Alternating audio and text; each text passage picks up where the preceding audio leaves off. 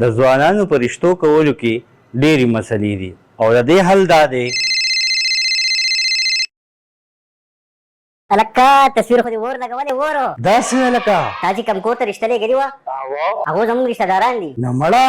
بیا خو ته زنګ خپل سړی وختې یار ما ته یې پلار وی ته راوړه دې هلک دا تصویر اها بس ما ورته تصویر وښو هغه خو به وایي چې یاره ډېر ځوان داماد راته میلاو شو هغوی دله به زه خپل خر ورنه کړمه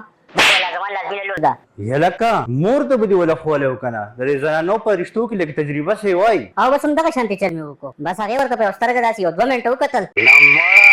دومره یې د زړونه ریویو کوله روغ خو دی یار سمارټ خو دی که نه یار نه که نه یار بچې دا تصویر لري موبایل نه ډیلیټ کړه هسې موبایل سټوریج دې پې فل کړی دی موبایل دې پې بجې ښکاري څنګه چې په راتلو کې شومه تروړې کور ته به خندا راننوته ما ته یې بچې ته راوړه دا تصویر جي وې نه ما تا ډېر یې ون کار وکړو یار دا تروریانې ډېرې پازیټیو یار دو رشتې مشتې نه خرابې اورې خو چې دا تصویر لیدلي وی چې دا لږ د کم ځای نه و نه که نه یار ترورې وې بچې چې دا تصویر مې ولیدو بلډ پریشر دې راله های کړو بیا دې چې تصویران ما ته ونښې بیا مې سوچ کړو ما راشه د چا دا رشته چې غواړي دې جنایت یې وښیه که چېرته د دې پته څه شي هغې ډېر ساعت وخاندل نه مړه سرور دې ښکلی دی یار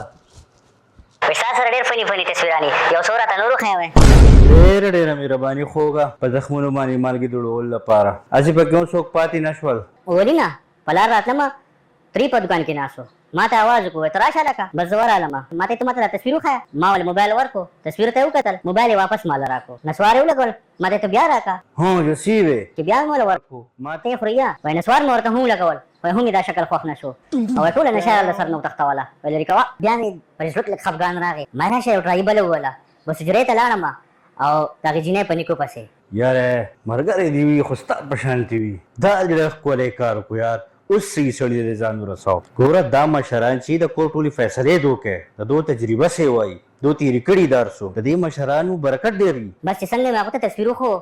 هغو تصویر زوم کو خپل ځواني به ورته وریاده شوي چې زه هم داسې هینسم وم ها جسي وې بیا ورته چشمې واچولې هسې کس لاوز ورکړو زما هغه دویمه جوړه چشمې راوړه بس هغې لاړه هغې واچولې په هغې کې وکتو بیا ما ته یې بچیا چې چل دی چې اول خو مې دا تصویر وکتو زما لږ وایي نظر کم دی دا چې یو جوړه چشمې مې واچولې په دې کې مې هم وکتو او دا دویمه جوړه مې ځکه راغوښتې وایي شک مې پرې ما وایي چې دا چشمې به خراب وي خو خفه کېږم ستا دا ملګری مې بلکل خوښ نه شو وایي دا ځواني به داسې د منګکانو په شانتې به برېتې پرېښي دي ډېر بې برکته ښکاري مړه کو رشته نه راکوې نه دې راکوې خو برېت خو دې نه یادی که نه یاره